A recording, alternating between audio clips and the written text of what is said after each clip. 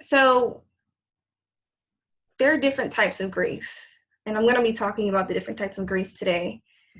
But before I get started, I want to set a couple of house rules. So if you're not talking, I just muted you all, but you can unmute yourself. Just make sure you place yourself on mute. So throughout this webinar, we're going to have opportunities for you to ask questions and have comments. So if you could just put yourself back on mute whenever you're not speaking, that would be awesome. Another thing, please respect others' opinions. Grief is very personal. Everyone has their own unique journey in grief. Someone's grief is like their fingerprint. It's very, very, very unique. This is a safe place. And if you know me, you know, I'm always trying to foster a safe environment. Emotions are made to be felt. You know, when you get a new car and you push all the buttons and, you know, you're test driving it for the first time and you want to see how fast that thing can go. Well, that's how emotions are. I mean, you have a wide range of emotions. So, and you're a spirit having a human experience. So test those babies out. That's why they're here, right? And finally, crying is allowed. What I'm about to get into is some heavy stuff, and I understand that. I'm gonna try not to cry. I'm not a huge crier. I can be sometimes. If you ask my dad, he'll tell you I am a huge crier. But you know, it may touch other people, so it's okay to cry. All right, so I want to set this intention here. So everyone here knows me from what I know. I am a Scrum Master in the daytime, and I don't want to say at night because it sounds really weird, but I'm also a spiritual life coach and a Reiki practitioner. And I'm really just a coach all the time. I coach in Agile, which is a type of project management, and I coach in life. I coach people through fear. I coach people to help them find their purpose, grief, self-love, and I love it. I absolutely love it. Anytime I start a session with anyone, anytime I start a Reiki session, I like to set the intention and set expectations. So when I sat down and decided I was going to do this webinar, as I mentioned, I had no idea prior to like last Saturday I was going to put on a webinar. I'd never thought about putting on a webinar for grief. A lot of things kind of came into my mind. I was like, should I write a script? Most webinars are kind of scripted. It's public speaking. They're very professional. And then I was like, grief is very personal. I don't think that you should script grief. I want this to come off real. I want this to come off raw. And because I don't want to tell you how you should process grief. I don't want to get up here and say, you know, well, if you follow these steps and, you know, grief is, you know, it's amazing, it's pleasurable, and it's not easy. It's uncomfortable. And I'm ready to get comfortable being uncomfortable if you all are. All right. So just a quick run of the agenda. So we're going to talk about what grief is, the stages of grief, what I learned about grief in my story, things I tried, what I want you to know, tips that helped me, and how I found beauty in grief. All right, so I'm gonna unmute you all really quick, or I think you can kind of unmute yourself, so I don't have to do all that. Can anyone tell me what grief is? I will call on one of you, so don't try it. Pain. Pain. That's good. What else is grief? Thanks, Mom. I guess experiencing the loss of a loved one or something close to you. Feel like you lost a part of yourself. Yes, yes, definitely that. Absolutely. Anyone else? It's your natural response to losing something or someone that means a lot to you. Yes, absolutely. All of those things.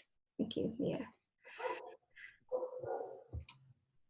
So the dictionary says the formal definition of grief is deep sorrow, especially that's caused by someone's death. The informal definition is trouble or annoyance. Have you ever heard of someone saying, "You give me that person gives me so much grief"?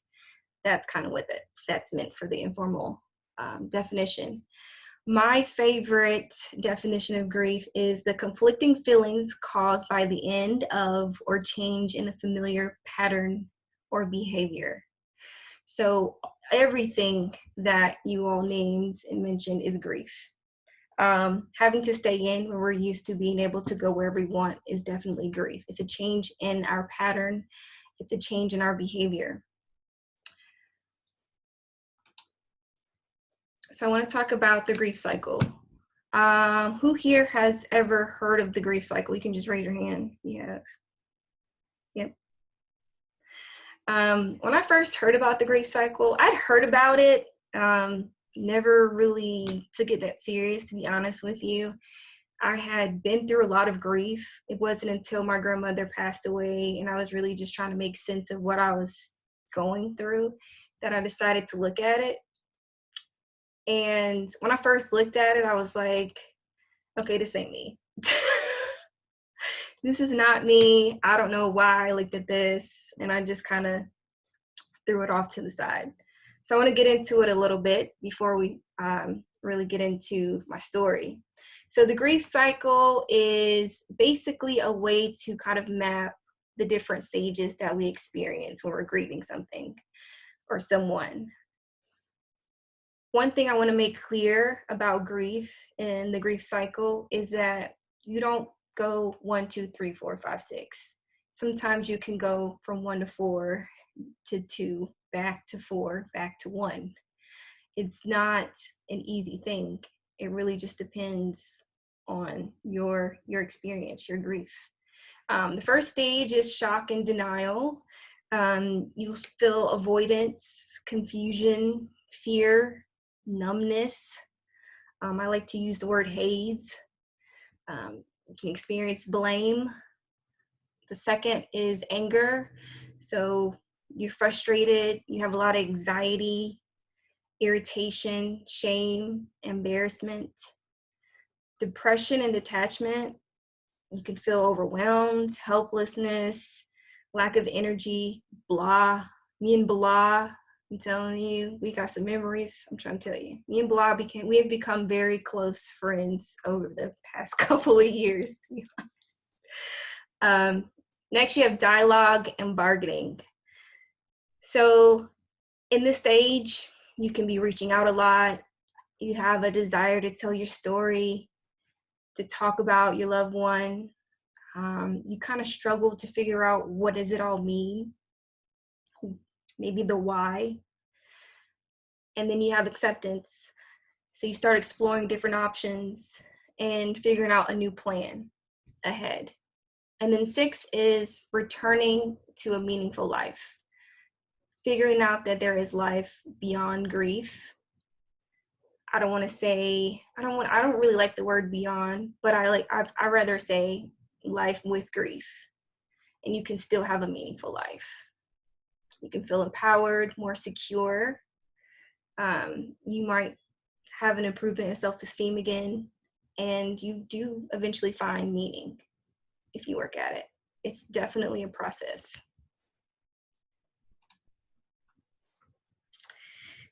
All right, so my story. High level,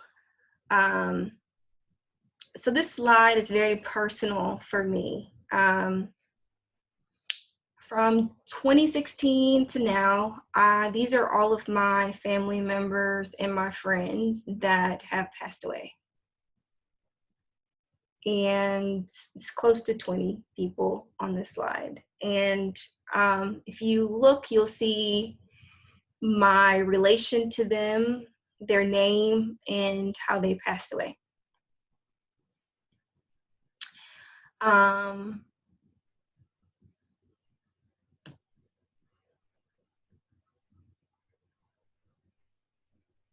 I remember when I was a kid and I used to go to funerals all the time with my grandmother.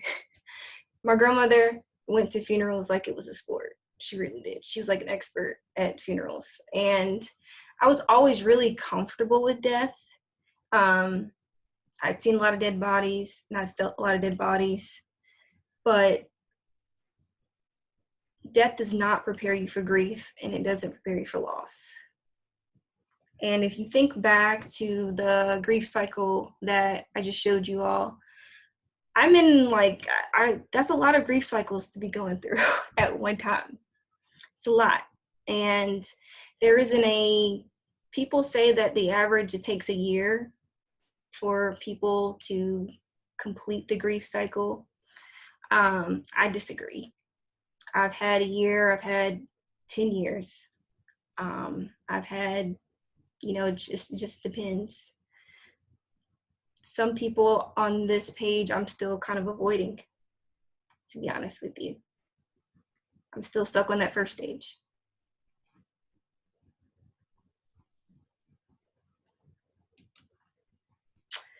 All right. So this beauty is Tarshay. Tarshay was one of my favorite cousins. She's very beautiful, as you can all see. She's really tall, slender. She actually made me more comfortable with my body type. I don't really have a lot of family that's built like me. I'm shaped like my dad, and he's tall and slender. She had a very, very, very contagious personality. She was that cousin that whenever you saw her at a cookout or an event, like you were drawn to her. We always seek each other out. She was about 9 years older than me, so she was definitely a part of the cool crowd, and I was always that younger cousin, like trying to hang out with him. She was very strong. She did not take mess. And when I was around her, I felt really protected, really lucky to be her cousin.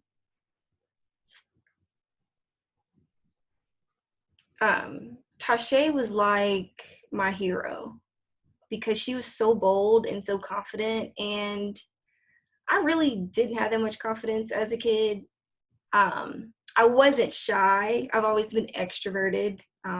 All of you, I have cousins, I have family members on here, and they can all tell you that. I definitely wasn't shy, but confident is probably not the word I would have described myself as growing up.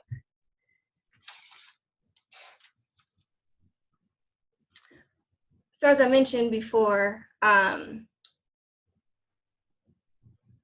was older than me, and I have a lot of girl cousins, a lot. I probably have a couple hundred cousins in the Wake County area, so it's a lot of us, and I'm not exaggerating. So it was a group of older cousins, and I always dreamed, because when I turned 18, they were like, yeah, you're still too young. We want to go out and drink. We don't want to go to a teen club with you. So when you get 21, we'll go out. So I was like, okay, bet. When I get 21, I can't wait. It was a dream of mine to go out, to get dressed up. And I just felt like I'm going to be so cool because I'm going to be seen with them. And my 21st birthday did come. Except on my 21st birthday, I received a call maybe really, really, really early that morning that Tarshay had been in a car accident and she had passed away. And I definitely felt shock, and I was definitely in denial. I felt like, no, that wasn't Tarshay, or maybe my cousin, she was mistaken, or maybe she didn't die. And then I felt like I needed to go get up in the middle of the night and go check for myself. I felt like my heart had been like ripped out of my chest, like, and someone just maybe just threw it against the wall. My throat was really thick and it was really hard to breathe. I think I definitely had a panic attack that night, and I didn't sleep. I cried all night on my 21st birthday. That's how I brought in my 21st birthday. And I think eventually my mom got me to go to sleep. And the next 2 weeks after that was a definite haze. I was numb, and I I drank. I drank like crazy. I started drinking to black out. And I would black out several times within those 2 weeks. And I was fine with that. I really was, because I didn't want to feel it. I didn't want to deal with it. I was still in denial. I didn't want to believe that my hero was gone. This really fierce, strong woman was gone. I didn't want to believe that. At the end of the first 2 weeks, I woke up one morning and I got in my car and I was like, somebody done hit my car. And I called my friend and I was like, somebody hit my car last night. And my friend was like, no, you hit your car last night. And I was like, what you mean? She was like, you don't remember? You came to the after hour club? And I was like, no, I only went to that one spot. She was like, no, you came. And not only did you come to this after hour spot, you waltzed through security. You didn't show your ID. You told them they knew you. And you went and catwalked and challenged people to dance battles on the floor. And you were there the whole night. And you shut the place down. And you hit your car on the way out. I had no recollection of this. And at first I was like, hey, I did all that. And then it hit me. That was so stupid. I could have killed myself. I could have killed someone else. And I was like, drinking does not help grief. And that was the first thing I think I learned about grief, is that drinking just makes things worse. It really does. Like, it makes you do some weird things. It really, Tasha was actually drinking the night she passed. I don't know if that had anything to do. We don't know how she died. We don't. So I'm not going to say that that was why she passed, but I know that she was drinking too.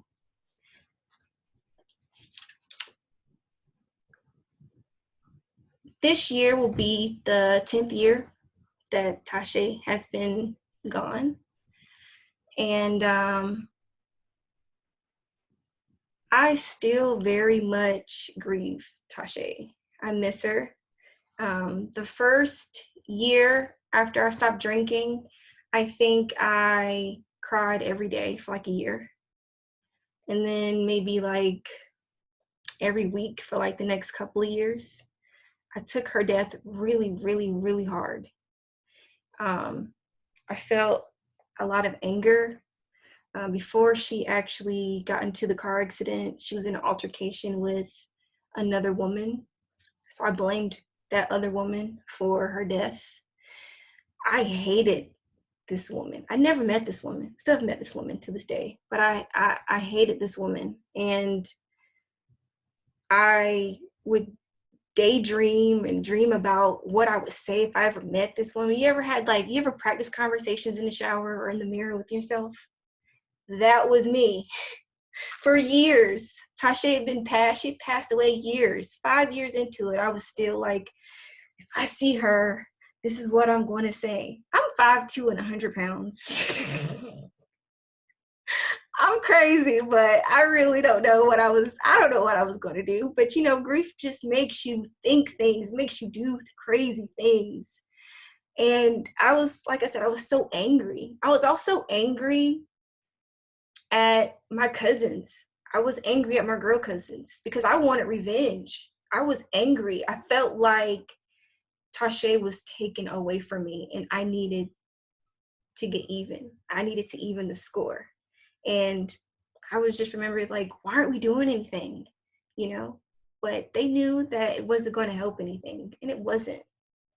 I can now report at 30, as a couple years back, I no longer hate this woman. I have forgiven and I've moved on. And if I see her, I would never say anything. FYI. But with it being 10 years now, I can say that I'm not going to say that grief is easier with Tasha being gone this long, but I will say that I survived. I'm still here. And I take it one day at a time. This is my Uncle Charles. My Uncle Charles is my dad's oldest brother, actually. We were super close. He was my favorite. And whenever I would fight with my parents, I would call him Uncle Gay. Well, Uncle Gay is his nickname, is what I called him. One of his nicknames. He had a bunch of nicknames. But when I would fight with my parents, me and my mom were always like, you know how teenagers are, right? And when I didn't get my way, or I got my phone taken, or when I couldn't go outside because I was sick from school, I would call my Uncle Gay. And he would always make time to come and sit with me in the truck and hear my 8-year-old self vent, my 10-year-old, my 13-year-old, my 16-year-old, heck, my 25-year-old self sit in the car and vent for hours about my parents, how they get on my nerves. And he would always convince me that I was right, but I should probably just apologize to be the bigger person. He had a really good way of making me feel like I was right when I was wrong. That was an art. He was very skilled at doing that. He was very compassionate. He was my moral compass.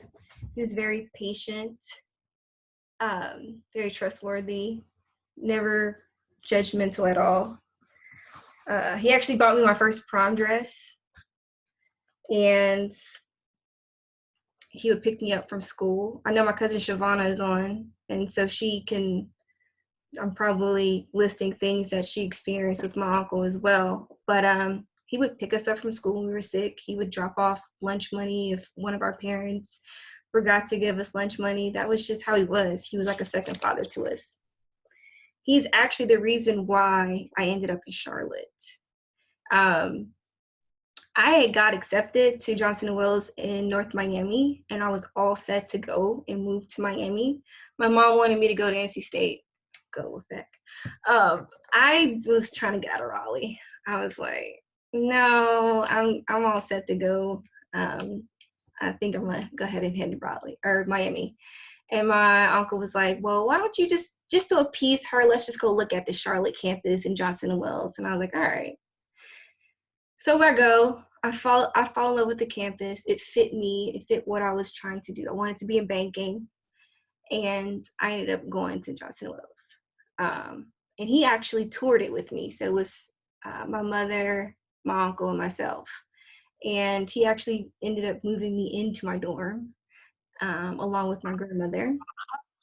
And that was just the type of man he was. He was amazing. He was amazing. Hey, Rich, can you go mute?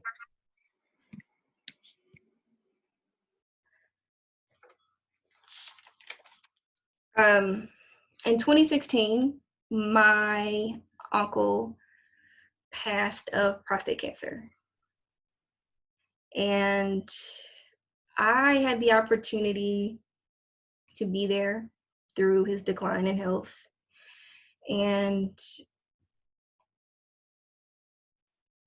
if you've ever watched someone if you've ever experienced cancer with someone, it's not an easy thing to watch someone that you love kind of deteriorate in health, especially when there's like nothing you can really do to make things better. But he was always still there to help and give me advice, even through his decline in health. I would go visit him in the hospital, and I would go visit him when he was home, and we would sit in his truck and talk for hours, just like we did when I was a kid. When he passed, we left nothing on the table. And that was just how our relationship was. There isn't anything that I wish I could have told my uncle, because I told everything. And I know that he told me everything. I knew exactly how he felt about me, and he knew exactly how I felt about him. This is probably the most authentic relationship I've ever had in my life, even at 30. When my uncle passed, it taught me a couple of things about grief. It taught me that death brings out the best and the worst in families. So be prepared. When he passed, my family divided into like two groups, and I was very much stuck in the middle of the two groups, and it was kind of surprising to me because that had never happened before, to my knowledge. Some super mean things were said and done during that time.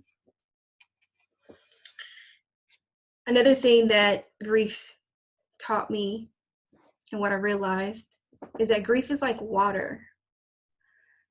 Have any of you ever tried to, maybe when you were a kid, you're maybe drinking out of like the water hose, ever try to hold water in your palm and try to like drink it, or try to transport water in your palm? You can't hold your fingers tight enough for water not to seep through. And if it doesn't go through your fingers, it kind of like leaks out the side. You can't hold water. And that's how I feel about grief. Grief has to go somewhere. You can't just box grief up and put it in a closet. It just doesn't work that way. Trust me, I tried. And not only, I tried for years and it didn't work. Instead, I entered a relationship when my uncle passed. I beat up on my boyfriend emotionally. I tried to self-sabotage the relationship because I felt like he was going to leave me because everyone else was leaving me. I ran up my credit cards. Before my uncle passed, I had 0 credit card debt. And when my uncle passed, I just started buying everything. I just wanted to feel better. Tried to fill these holes with Fashion Nova. I was cute though. I had a whole bunch of credit card debt, but I was cute. And guess what? That grief was still there. It doesn't go anywhere.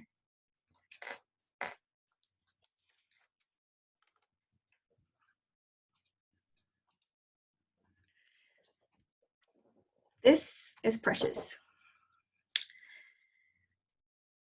She was my cat for 11 years.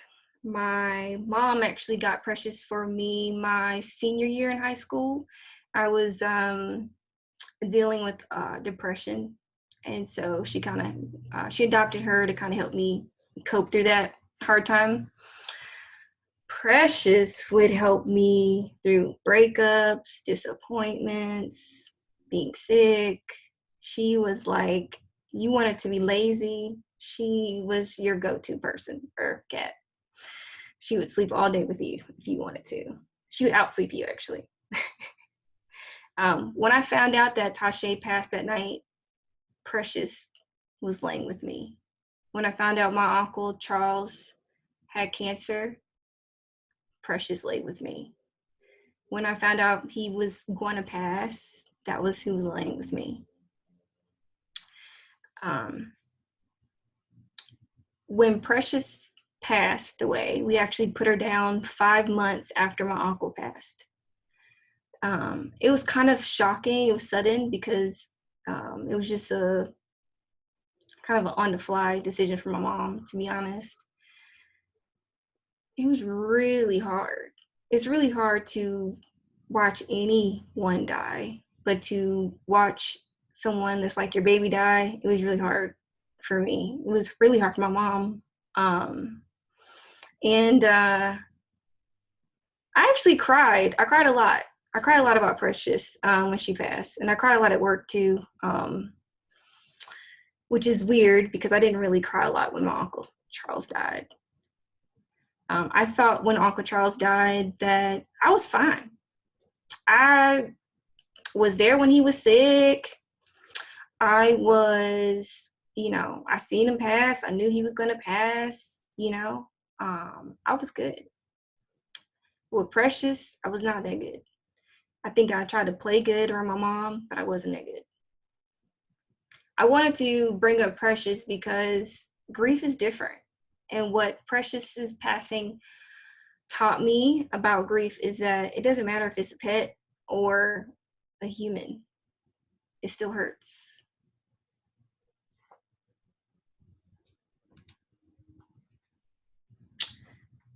This beautiful lady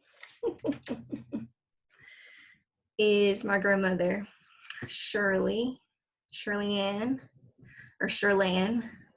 When you're real country, you can't decipher whether or not you're saying two words or not. My grandma is my father's mother. She was my best friend. And we were two peas in a pod, me and her. I stayed with her every weekend, alongside my cousin Shavana and my cousin Brent. And I lived with her during the summers. Every summer, just like I think, a lot of people with grandparents. I stayed with her every single summer. My birthday is actually in the summer. So on my birthday, she would wake me up early because I always slept in, and she would get me dressed and make me pancakes. Oh my gosh, there's no pancakes like my grandma's pancakes. And when I didn't live with her in the summers, she'd still call me on my birthday and she would sing the entire song. Like, if you try to cut her off, she would continue singing the entire song. And if you didn't answer, don't worry, she was going to sing the entire song on your voicemail. That was how my grandma was. I want to take a second and just kind of go back a little bit, because I think it's important to understand the role grief played in me and my grandmother's relationship. When I was born, my grandfather, my grandmother's husband, my dad's father, had passed away in March, and I was born in August. So when my dad turned 18, his dad died. And so not only was he grieving, oh, by the way, you're about to be dead at 18. And my grandmother had lost her husband. So a big reason as to why we were both so close, we ended up being really close, is because I kind of like helped her cope with her grief. It gave her something to do, something to kind of focus on and love.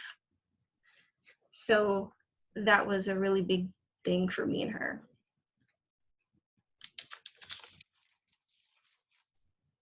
Something else I want to note about my grandmother is that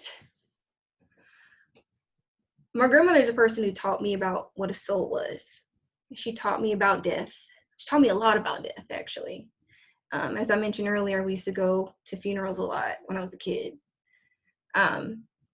When I was about 10 years old, I was very active in church. I grew up Baptist. I was very, very, very, very active. And I used to speak a lot. I was a speaker. I used to speak in plays and Sunday school, and I would pray in Sunday school. And so I made up my mind at 10 that I was going to speak at her funeral. I'd spoken at someone else's funeral, and so I made up my mind I was going to speak at my grandmother's funeral at 10. So for years, I would practice what I was going to say all the time. This is super weird, but I would. And that was so from 10, my grandmother passed 2 years ago. All the way up until 2 years ago, I would seldomly practice and write it down and figure out what I was going to say. When my grandmother passed, my grandmother actually passed from breast cancer. That was super, super, super, super, super hard for me. It was hard for a lot of different reasons. Obviously, she's my grandmother. Obviously, we were very close. I thought going into this that it was going to be easy because I compared my grief to when my uncle passed. So I started tracking what she was looking like. I started tracking what she was doing when she wasn't eating and comparing it to my uncle. And I thought that it was helping me. And it helped me with her death. It did. But the difference is, what I underestimated was my relationship with my grandmother was completely different than my relationship with my uncle, even though I was close to both of them. The day my grandma passed, I was in her room. I actually watched her take her last breath. And that was the most beautiful thing and the most saddest thing ever. And here's why I say that. You have someone that has taken care of you for years, your entire life, looked out for you, and to have the opportunity to be with them when they pass over is probably one of the most beautiful things I've ever experienced. At the moment, I probably didn't feel that way, but in hindsight, I'm very grateful for that. I'm also very grateful for having the opportunity to pay it forward, pay it back to my grandmother to take care of her in her last days. That's a blessing. It really is. It really was a blessing. Grief doesn't really teach you,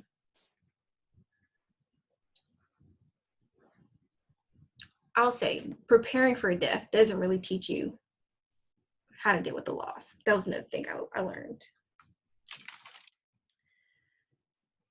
So I would say when my grandmother passed, I learned the most about grief.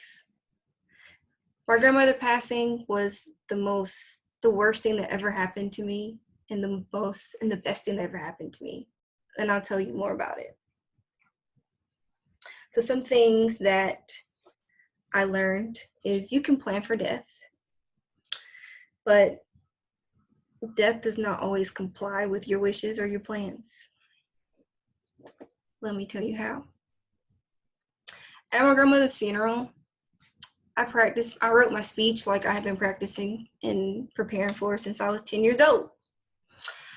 I was denied being able to speak at my grandmother's funeral. And I ended up writing a card really quick and having some of it read during the announcements portion of her funeral, which felt real lackluster, to be honest. It's really difficult, but you can't plan for stuff like that. During the funeral, I didn't even cry. I went numb. I thought, again, I did everything. I was there, just like my Uncle Gay. I was fine. I was very much helping everyone else during the funeral. I was in planner mode. And I was fine. After the funeral, I lost my mind. I absolutely lost my mind. I lost myself. I thought, what am I without my grandma? And you know what's funny? You don't realize certain things until after someone passes. And not even with people passing. You don't realize certain things until you lose something. And it's not even just the taking things for granted part. It's just sometimes the hindsight of things really, really make you realize a lot. I never realized I was this much like my grandmother. I never realized I was being groomed my entire life by my grandmother. It's funny because me and my cousins would always we'd make fun of my grandma, we'd tease my grandma. Me and Shavana would always tease my grandma. We were like little tyrants growing up. But what I realized is I was my grandma in so many different ways, and I did not think I was going to be able to make it. I really didn't. I thought I was going to die. I'm going to be honest with you. I really did. I remember crying and my mom trying to console me. If you've ever had your grandma hug you before, there is nothing like a grandma's hug, a grandmother's hug. It's just really, there's nothing like it. My mom tried to hold me. It was not the same. No offense, Mom. I love you. Not you're not grandma. Just like my grandma Annie. My grandma Annie hugs me. There's no hug like my grandma Annie's. It just wasn't working. It wasn't working. So I want to go over some other things that what I learned in that period.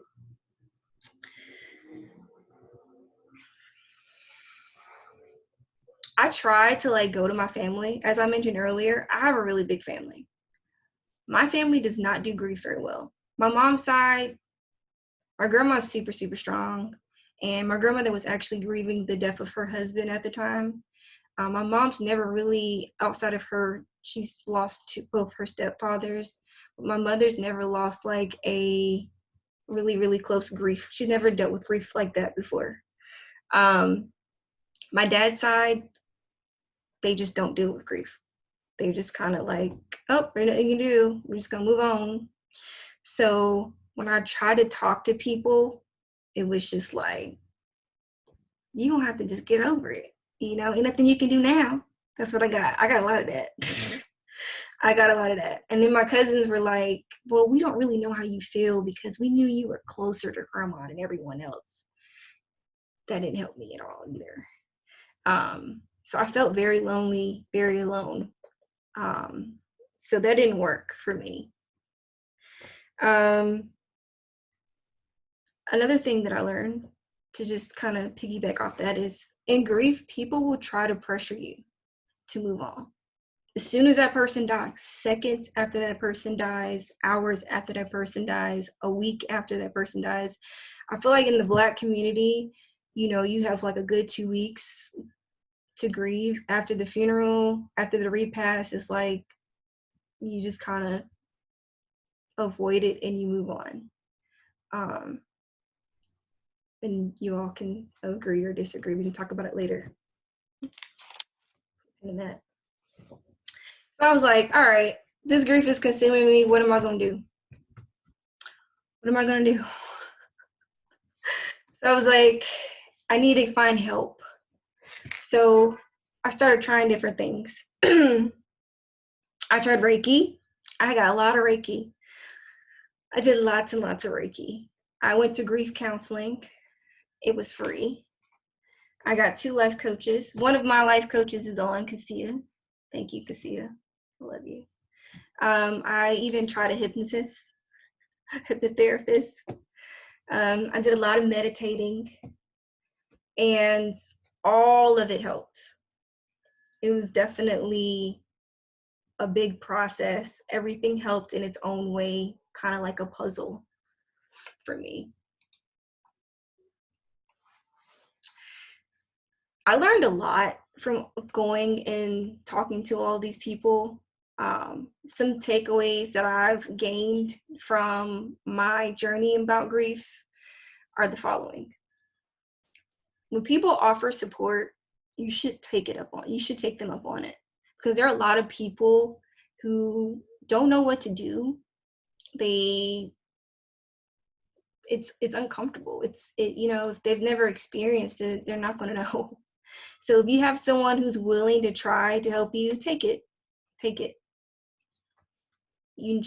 I've had complete strangers reach out to me and help me through when I couldn't go to sleep. Random people would just text me out of the blue. I have people on this call who have no idea how much they helped me through those times.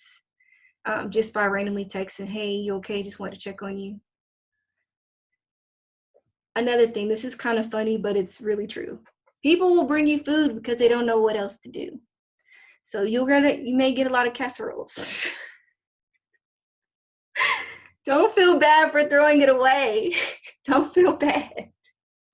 Because you may not feel like eating. I didn't want to eat. And then I was vegan. I went vegan. So people brought me stuff, and I don't eat, chicken is like the thing in Black community. At every Black funeral is fried chicken. I don't eat chicken. So, I saw a lot of chicken. I've seen a lot of fried chicken in my grief cycles. I've passed on a lot of fried chicken, guys. But anyways, it's okay if you throw it away. It's okay. Don't feel guilty. That's okay. Another thing is, and this is really important, I really want to highlight this because I think this is going to be pivotal for this pandemic that we're facing. You're going to plan a funeral in a haze, and if you don't like it, you can always do a memorial later. I want to repeat that last part. If you don't like it, you can always do a memorial later. Time is overrated sometimes. It really is. Like earlier, I mentioned that I didn't get to say anything to my grandma. I didn't get to speak at my grandmother's funeral. Well, I just spoke about my grandma. So I just had a memorial here. So I got to make that up. And it's been 2 years later. You know, if I want to talk about my grandma on my Facebook page, if I want, you know, I can do that. And in that moment, it hurt. But my grandmother, you know, she's not here in the physical form. So I can memorialize her as often as I want. If I want to get up every day and tell a stranger about my grandmother, I can do that. So in this pandemic, I know a lot of people are struggling with being able to bury people who have passed or have a memorial service. So I want to encourage you that right now it is hard, but when this is all over, you'll get the opportunity to. And if you don't like it, you can do it again. You can always do it again. There are people, I will support you. I will come. I'll fly out or wherever you are and I will come support you if you want someone to come to your second or third memorial, because grief is personal and grief is yours. So I just want to throw that out there. Another thing, stop avoiding and be present. Don't run up your credit. Don't be like me. Don't do it. You may be cute, but it's not worth it. Don't drink. Don't smoke. Don't do drugs. It's just not worth it. I know it seems like the easy way out, but grief is a natural process, and your body, your mind, your emotions is built for it. You're built for it. I promise you. I'm still here. I'm 30. I'm still here. And I'm happy. And I'm grateful. And I'm full of life. And I got through it. I survived. You can survive. You're going to have times where you feel like you can't, but you will. Grief isn't preventable. So I hope that you all have taken that away from me, because, as I've said it, I prepared for my uncle's passing and my grandmother's passing. And like I said, death and grief are different. And we touched on grief and death being uncomfortable. Some of you probably have been uncomfortable during this. But that's okay. That's okay. The more mindful you are of your grief, the easier it is to manage. Quick tips that help me. Find the right people to talk to. As I mentioned, you know, I kind of struggled with family. It just didn't work for me because, like I said earlier, Black community grief is not big. Significant others, for some, it depends. It depends. I was in a relationship for the big bulk of a lot of this, and certain things worked and certain things didn't. For example, my cat, my ex buried my cat, and he was there for all my funerals, but he didn't understand my relationship with my grandmother. So he didn't understand why I took her death so hard, because he wasn't there for that relationship. So it was hard for me to connect with him on that. Friends, I didn't have a lot of friends that had dealt with grief, but my friends were definitely there. But it's a little different. So you have to kind of find what you need, what you can there. Strangers, you'll be surprised who is willing to talk to you about grief. I talk to a lot of strangers. I actually met my friend Kedra. She's on. We met on a job and we kind of connected through grief, and kind of sparked a friendship over the years through just being there for one another and checking on one another through grief. Professionals, I highly recommend professional help. As you can see, I've tried it all. Feel free to ask me about it later, but I've tried some of everything. I'm a big fan of it. Grief counseling, it's free, people. It's free. It's free. You can just Google it. You can have one-on-one grief counseling. You can go to group counseling. Please go. If you are grieving a loss of the loss of a loved one or a pet, go to grief counseling. If a group setting is easier for you and you're not ready to talk, you just want to go to a group and listen to people talk, and just maybe being there might be helpful for you, that's fine. And maybe you may get the courage after going to talk. I didn't do group counseling. I do better on one-on-one. That's just my communication style. But they have groups for people who've lost spouses, parents, children. They have groups for everything. They have groups for children who are grieving. So that's always my first thing. You should go to grief counseling if anyone asks me. Journaling. Oh, this helped me so much. Oh my gosh. Journaling is very important. I never really journaled until my uncle, my grandmother passed. I wrote them letters in my journal. I wrote myself letters of encouragement. I wrote my feelings down. Sometimes just to get through the day, even if you want to say I made it through the day, hey, you know, that helps. Every little thing helps. One of my favorites, cry. As I mentioned earlier, I'm not a big crier, but has anyone ever had a really, really good cry? Like, have you ever felt better after a really, really good cry? Raise your hand. I definitely have. It's so therapeutic. I listed some of the benefits of crying. This is real. I didn't make this up. These are real benefits. It's definitely soothing. When babies cry, I don't know if you've ever heard. I don't know if people have kids, but it's like one of the first ways they learn to self-soothe. So it's a self-soother to cry. It helps you sleep better. It relieves pain. It relieves stress. Cry. It's okay. That's why you have tear ducts. That's why you cry. The ability to cry, so that you can do it, so you can use it. There's nothing wrong with it. Men cry. Babies cry. You've cried before because you were a baby. It's okay. If you want to cry by yourself, that's fine. Sometimes crying in front of people, it does rally people around you, and it helps get the extra help, because maybe people assume, oh, this person's really strong. Strong people need help too. So I'm not gonna give a whole speech on crying. Another thing is, don't compare your grief. So as you've seen, I did it. I compared my grief. I compared my uncle to my grandmother a lot. It's a trap. It's a trap. It's a trap. It's a trap. Don't do it. Don't do it. Don't do it. Try not to do it. I can't, your brain, you think of thousands of thoughts a day, right? I mean, just try to be mindful if you can.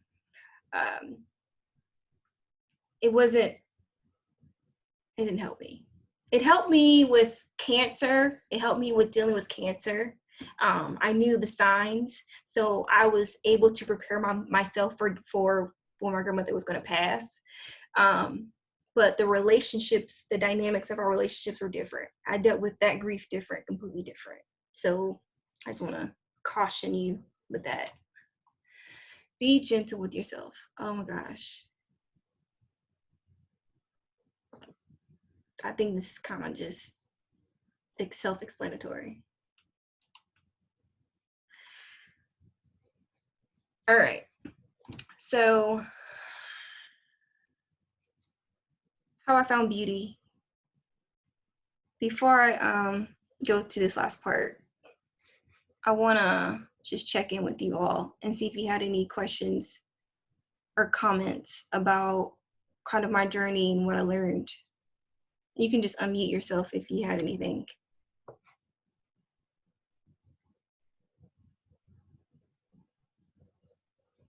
All right. All right. So I know what I just went over was kind of deep, kind of heavy, potentially uncomfortable. But grief is uncomfortable.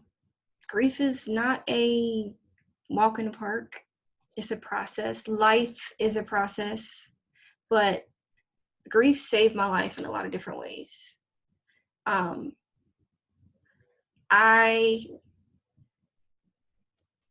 excelled extremely throughout this whole entire journey. From 2016 to now, my career has exploded.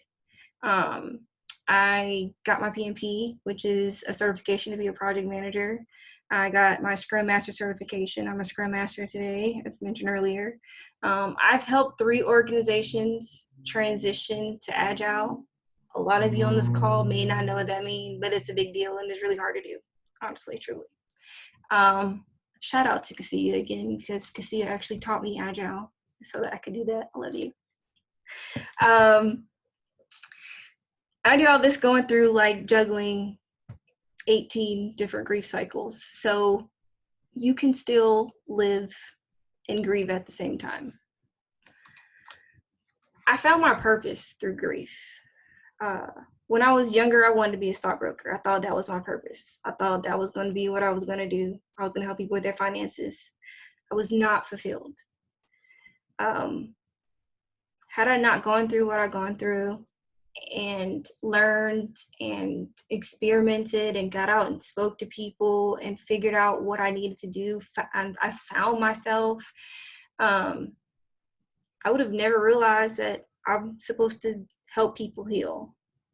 I would have never realized I'm supposed to be a coach.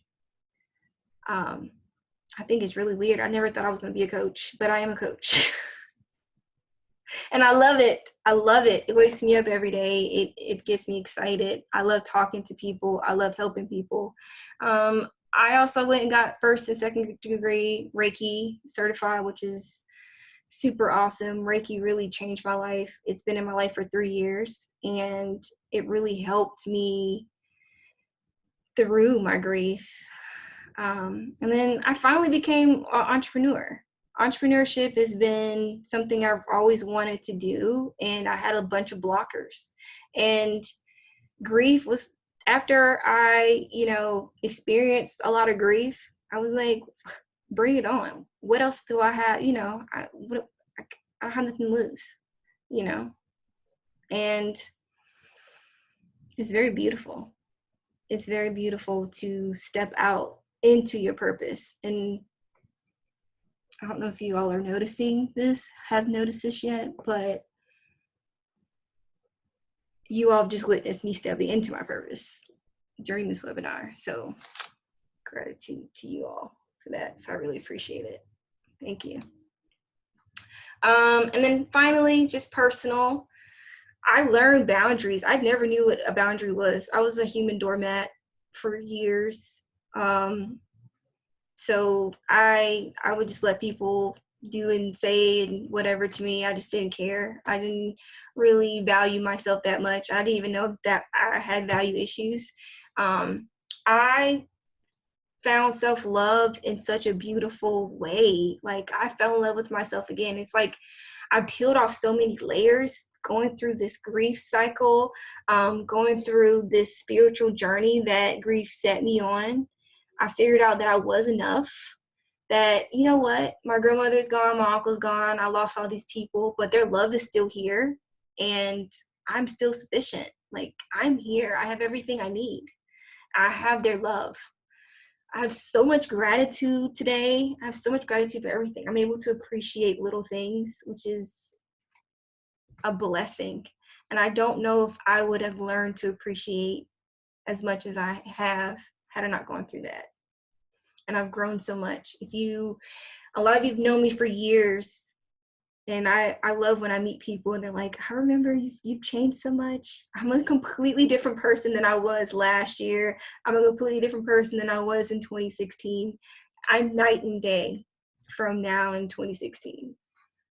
So there is beauty in grief, and it may seem hard to, you know, grasp right now. And it's just like this. You don't know until it's your grief. You won't know. So I'm going to unmute you guys. Let me stop sharing. And with a little bit of time we have left. All right. Can you all see me? I see Rich. Hi, Rich. All right. So does anyone have any questions about anything that I tried or anything that I mentioned or anything about I got a question for you. Okay. I got a question for you. What do you do for like times where you have relapses?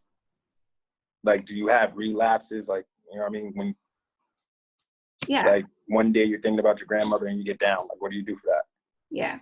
I wouldn't say it's a relapse because grief is it's a process. Grief does not go away. You don't move on from grief. You move forward with grief. It's something you're always going to have. So I wouldn't look at it. I would challenge or empower you to kind of reframe it and embrace it. Embrace it, feel it, allow yourself to feel it, allow yourself to realize that feelings are not opposing forces. Emotions are meant to be felt. You can feel happy, you can feel sad at the same time. You're going to have sad memories and you're going to have beautiful memories. Feel it in the moment. Something that I try to practice is if I have a sad feeling, I will try to say, okay, let me think of 3 to 5 good memories of, my grandma. And that usually kind of helps start to help me feel better. So that's one thing you can do. But I don't believe in relapses in grief. What else? Thank you for asking that, Rich. So this isn't really dealing with like a personal grief, but how do you recommend being there for like somebody else who's going through something? Like, you know how you can kind of feel their pain, but you can't totally relate to it 100%. Like, for example, I mean, I think you remember my friends, but one of them, like his daughter just passed recently. She was 6 months to SIDS, like as of last week. So it's like, how do you, you know what I mean? Let them know you're there for them without feeling like you kind of, you know, giving too much or anything. I don't know. Yeah, that's a good question. Thanks, Brian. Sometimes when you ask people what they need, they're probably in a haze. Some people don't know what they need. Sometimes you listening to them is enough. Sometimes just being there with them is just enough. Sometimes they may know what they need. I have a friend named Kelly. She's one of my just really good friends. She's such a beautiful spirit. Kelly came over and she's asked me several times over the passing of my family members, can I come wash your dishes? What can I do? Do you want me to wash dishes? Do you have something? Can I do your laundry? When you are depressed or grieving, you don't want to get up and do anything. So I would just say it really depends. Sometimes people just want you to be there. Sometimes people just want you to listen. Ask them what they need. If they don't know what they need, maybe just kind of sit with them. Start little. I don't know. It depends on your relationship with them. So it may be simple as just sitting with them. You may want to go the extra mile. Also depends on what you're comfortable with doing, because grief is uncomfortable. Thanks, Brian. Any other questions?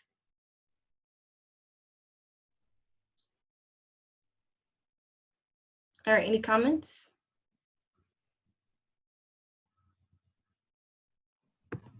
What's next for Brittany Lynn? What is next for Brittany Lynn? I'm taking over the world, baby. I am. That was I laugh, but I'm serious about that. No, I don't know if I will do another webinar on grief. I will. I maybe, depending on the response I get. I definitely will do. I'm definitely gonna start a YouTube channel and kind of do tips and things like that. But I want to focus more on, in addition to, because I don't want to say more on, because grief is definitely part of me. I want to work on self-love. I want to teach and empower people how to love themselves more. I think a lot of times we look for love in external ways, and we are everything we need. We really are. If you you believe in higher power, everything the body is beautiful. I'm just being honest. Spirit is beautiful. What the spirit can go through and feel is beautiful. And I think that we have a lot of traumas through childhood, through our childhood. I went through this meditation this morning, and I've regressed back to my 5-year-old self, to kind of work through a blocker that I had. And in this meditation that I went through, I got to sit with my 5-year-old self and have this conversation. And my 5-year-old self was just this innocent, cute little, I had little teeth. I have big teeth now, Jesus. But it was before my teeth, my big teeth grew in. But, you just never know how you take things as a child. So just being able to have that time and see me as the younger me, and see how I took things. When we were kids, we take everything serious because we don't know. And something that's said to you that your parents may not even interpret it or intend for it to mean can stick with you and get stuck there.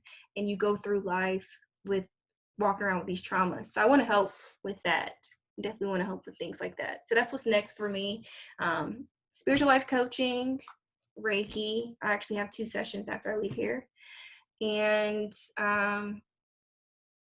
more products, on the website. So check it out, fullembrace.com. Little plug. So thanks, Rich, for asking that. I have a question, Brittany. Yes, mommy. Hey, how do you think that we should all be trying to deal with this whole quarantine thing going on in the world right now? Because right now, there are so many lives that are being lost, and people are grieving, because they don't have money. I mean, it's just so many different things, emotions that people are going on in their house, people with children, trying to make it, dealing with the whole government thing, we don't want to talk about the government, but just saying in general, how should we just continue to stay positive? Because so many people are grieving the losses. I mean, and a lot of times we're grieving the loss of people that we've never even met. We're just looking at the numbers of seeing how many people are passing during this quarantine, during this pandemic. That's a good question, Mom. I would say first to figure out what makes you happy. Like surround yourself with things that you view as being positive, whether it's maybe you have a playlist of music that you can make. I have a lot of different playlists for a lot of different things. I would also, if you meditate, I'm huge on meditating. I'm huge at just being to myself, being quiet. One conscious breath in and out is meditation. You don't have to sit and do mudras and cross your legs. That's, there are levels to meditation. If you can get outside and breathe in this prana or air, get some sun, get some vitamin D, because that pumps your mood up. Self-care, you'll be surprised what a good face mask will do, or a hair mask, or just painting your nails, or cutting your hair if you're a guy. Little things for yourself help. Praying if you're a prayer, that helps for me. I would also say try to focus on yourself at this time as much as you can. You cannot help yourself. It's an analogy that I love, and I'm sure a lot of you have heard this, especially if you've ever flown. But when you're on the airplane and they say, if in case of emergency, when the mask comes down, put your mask on first before you secure even your child's mask. You can't help anyone, and you can't do anything until you help yourself. You have to work on being your best self. You have to work on your own personal peace and listen to yourself. Your body will tell you what it needs. And a lot of us, we don't listen to ourselves. A lot of us try to drown ourselves out. It's hard for some of us to be by ourselves. So if that's hard for you, try focusing first on being by yourself and trusting yourself, because you'll figure out, yourself will tell you what's wrong. And then once you Hey, get, daughter. go ahead. I'm sorry. I thought you were finished. Go ahead. I was going to say, when you can have strength to help others, then you'll have the strength and you'll be able to help them to the best of your ability. Go ahead, my daddy. Hey, daughter. How you doing today? I'm wonderful. How are you? First and foremost, I want to say that your presentation was awesome. Thank And you. being that what I went through, I think your grief cycle was most important to me. You know, I lost my dad to COVID a couple of weeks ago. So the grief cycle was very instrumental on me moving forward with what happened. So I just want to give you a shout out for that. Thank you. I appreciate it. I love you. Hey, Brittany, I just wanted to make a comment. First of all, I just wanted to say thank you so much for inviting me to this session today. Initially, I said, well, I want to do this session because I want to support my friend. Mm-hmm. But as you begin to open up and share, and when you showed that very first slide that listed all those people that you had lost, literally my heart just sank. Because I've lost so many people and I've had so many episodes of grief that I've gone through and still going through. Tomorrow is my mother's birthday, and she will have been passed for 9 years. So just to hear you share and open up and just to make everything so relatable today really meant a lot to me in a lot of different ways. And I just want to say thank you for opening up, for sharing that piece of yourself, and for allowing me to be a part of the purpose that I know that is destined for your life. So thank you. Thank you so much, Mia. Thank you. I appreciate your support, and that means a lot. And I know your mother meant a lot. So thank you. Thank you. Hey, Brittany. Hey. Hey, quick question for you. I know a lot of people struggle with grief because they think if they start feeling the grief that they'll never stop feeling it. So I think that's part of why, like, as you explained, you were drinking to avoid your cousin's grief, and you've done the shopping thing to try to avoid grief. A lot of people naturally go there because they want to avoid feeling it. As in that, we'll see a lot of times people will look at, like, if you have kids or someone you're close with, you'll be like super happy, oh, I love this person. But then all of a sudden you get this fear of like, well, what if something happens to them, right? And it's the fear of feeling that grief. Have you noticed anything in your journey from being someone who has avoided grief to someone who now embraces grief? Have you noticed that your relationships with people change at all? Like even people that aren't even close to dying, just in your day-to-day life? Yeah.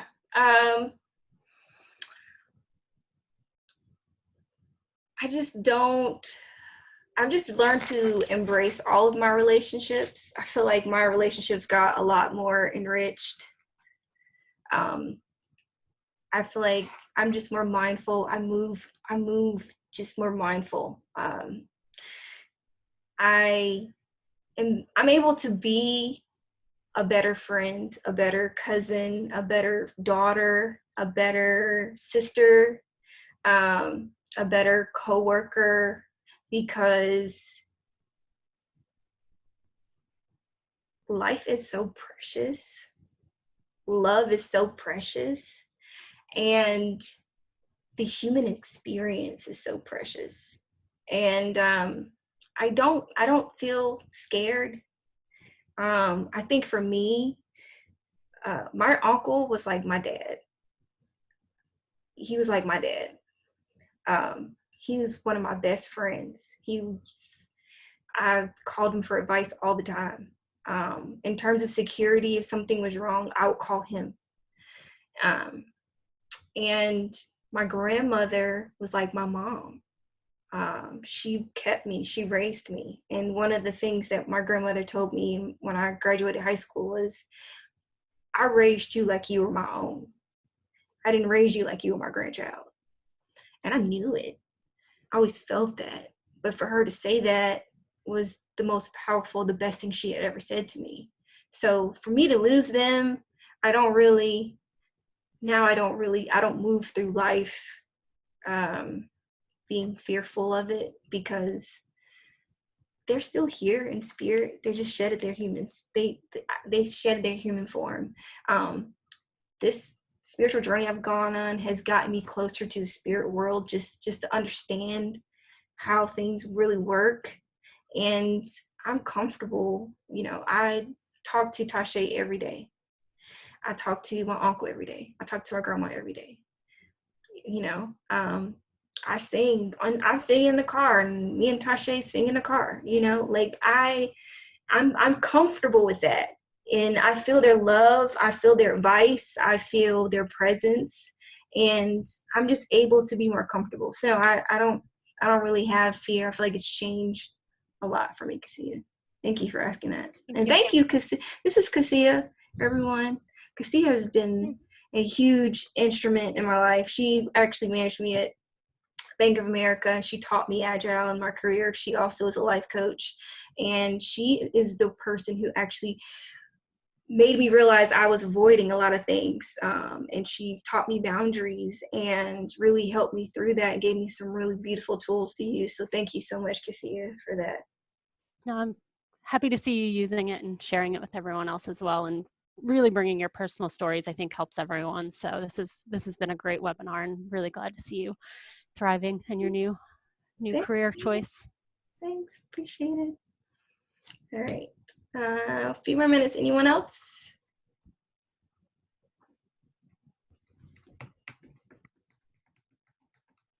Okay, well, I'll give you 5 minutes of your time. Thank you so much, everyone. I really appreciate it. Any feedback that you want to give me, feel free to email me or text me. I really appreciate it. I hope you have a wonderful day, a very beautiful day. Bye.